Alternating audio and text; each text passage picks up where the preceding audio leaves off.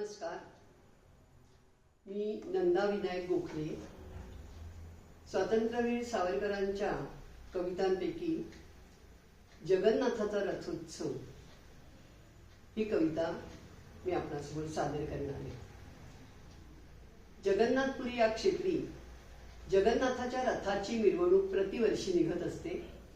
ती मिरवणूक एक उदात्त व विशाल प्रतीक आहे अशी कल्पना सुचून तिचे वर्णन या कवितेत केले आहे.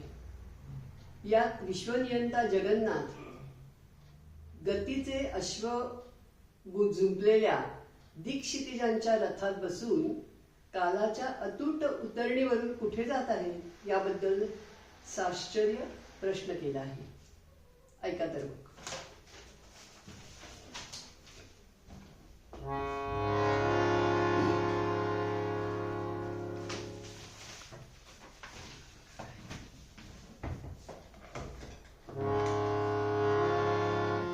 ऐश्वर्य